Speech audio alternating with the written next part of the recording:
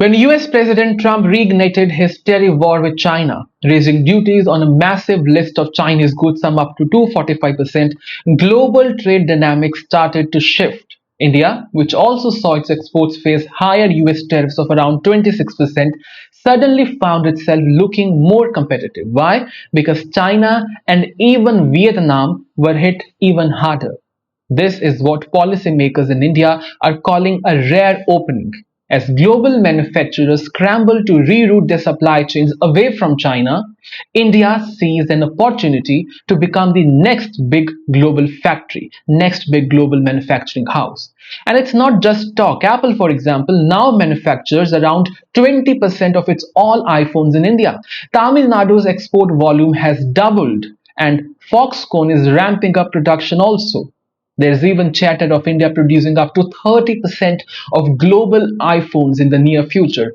All this fits neatly into Prime Minister Narendra Modi's Make in India vision, a program backed by over $26 billion in investments and incentives to encourage local manufacturing across sectors like electronics, textiles, auto parts, and chemicals. New infrastructure, steady electricity in industrial parks, and digitized clearances are making India more business friendly than ever. But the road ahead isn't without potholes. Despite rapid growth in volume, manufacturing share in India's GDP has actually dipped from 15% to 13% in the recent years. Compare that to China or Vietnam for that matter, where it stands at around 25%. The issue? Well, legacy problems, expensive land, red tapeism, inconsistent policies, and a shortage of engineers with advanced manufacturing skills. And while India assembles products like iPhones, it still relies heavily on the imported components, from semiconductors to the robotic machinery, everything.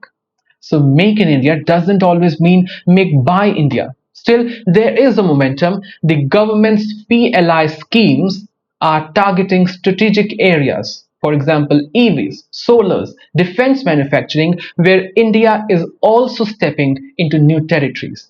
Defense exports have grown from 230 million to 2.7 billion in a decade, and India is actively marketing its weapons through loans, global alliances, and new deals like the one that captured 43% of America's arm imports.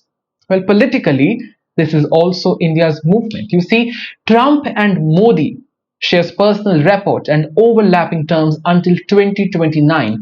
A US India trade deal could be on the horizon, giving both India and US economic and geopolitical leverage in the times to come. But there is a catch to viewers.